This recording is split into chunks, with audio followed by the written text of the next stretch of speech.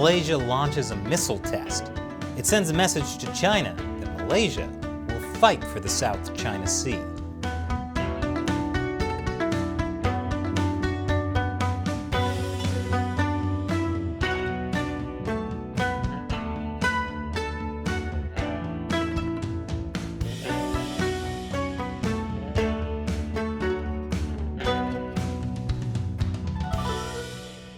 Welcome to China Uncensored. I'm Chris Chappell.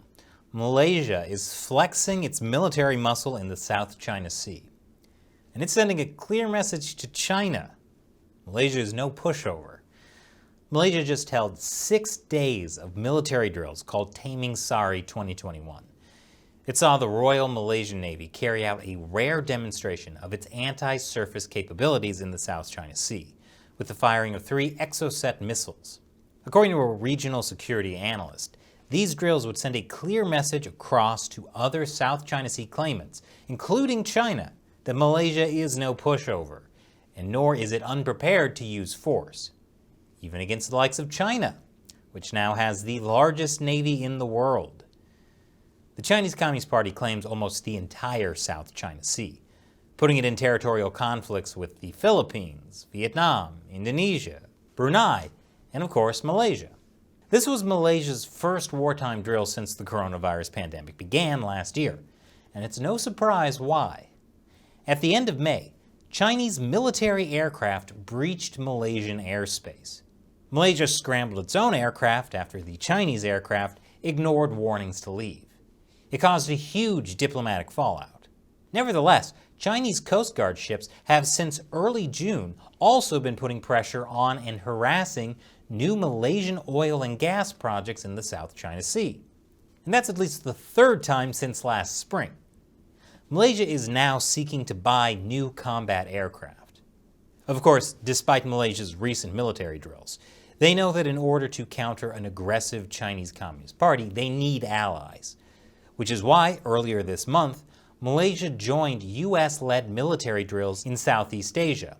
In addition to Western nations like Germany and France, several other countries with competing South China Sea claims also joined, like the Philippines and Vietnam. And yes, the US and Communist Vietnam are joining military drills together. That's how much everyone is concerned about China. In fact, in a recent speech in Singapore, US Vice President Kamala Harris had this to say. In the South China Sea, we know that Beijing continues to coerce, to intimidate, and to make claims to the vast majority of the South China Sea. Of course, there are major challenges for Malaysia if it wants to stand up to the Chinese Communist Party. More after the break. Welcome back. Malaysia is sending a clear message to China. It will fight for its territory in the South China Sea. But challenging China will be difficult. It's not enough to stand up to China militarily. China is also powerful economically and politically. China has been Malaysia's biggest trading partner for a decade. China's oil imports from Malaysia have tripled in the past year. And the coronavirus pandemic is devastating Malaysia. Parts of the country remain under lockdown, and about half of the nearly 14,000 coronavirus-linked deaths took place in the last 4 weeks. In fact, adjusting for population size, Malaysia's daily reported COVID cases are among the highest globally. Only about 35% of Malaysia has been fully vaccinated. The goal is to reach 60 to 70% by October. And China is more than happy to help with some very effective Chinese vaccines. And that's just the first shipment of a 3.5 million dose order.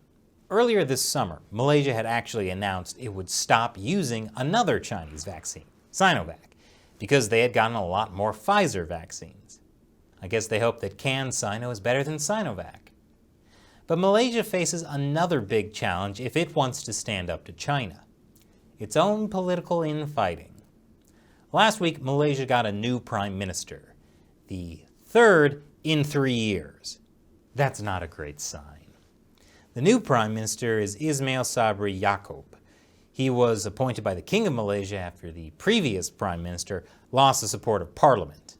The new Prime Minister now faces an immediate challenge of taming Malaysia's surging COVID infections and rising death count, as well as reviving an economy that has suffered from multiple rounds of lockdowns, all areas where China will be happy to help. For years, China has been trying to get a foothold in Malaysia through corrupt infrastructure projects as part of the Belt and Road Initiative. In 2018, I did an episode about a shady Chinese-built dam that could potentially kill thousands. I'll put a link below. But eventually, the Malaysian Prime Minister China was working with on these deals was convicted of corruption, which was partly tied to those Chinese deals. And his replacement wanted to scrap the China deals. But then that guy was ousted in 2020 and replaced with another guy. And this month, that other guy was replaced with the new guy, Ismail. And this new guy is part of the same political party as the original guy who was working with China and convicted of corruption.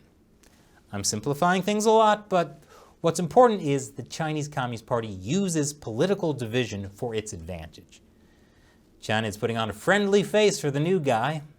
Chinese Premier Li Keqiang congratulated the new Malaysian Prime Minister, and the Malaysia-China Chamber of Commerce welcomed him. So how will Ismail treat China?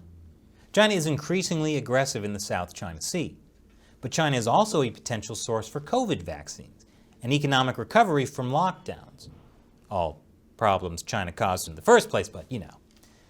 This is something to keep an eye on, unless of course Malaysia gets another new Prime Minister in a few months.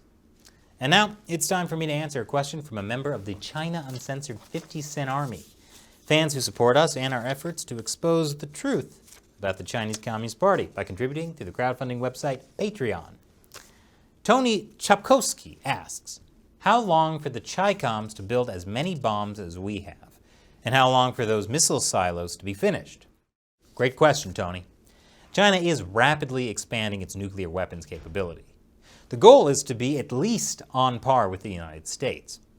According to satellite images obtained by the Federation of American Scientists, China is building 110 new nuclear missile silos in Xinjiang. And just a few weeks before that, 120 other new missile silos were discovered. Now, we don't know what's in those silos. They could be filled with concrete for all we know. But the longer this goes on, the less anyone would want to gamble about what China's nuclear capability is or isn't. Thanks for your question and your support, Tony. And big thank you to everyone who supports China Uncensored on Patreon. We could not do this show without you. So thank you for joining us in the fight to expose the Chinese Communist Party to the world. If you're interested in joining, head over to patreon.com/China Uncensored. You'll get a bunch of cool perks, including the chance to have me answer your question on the show. Once again, I'm Chris Chappell. See you next time.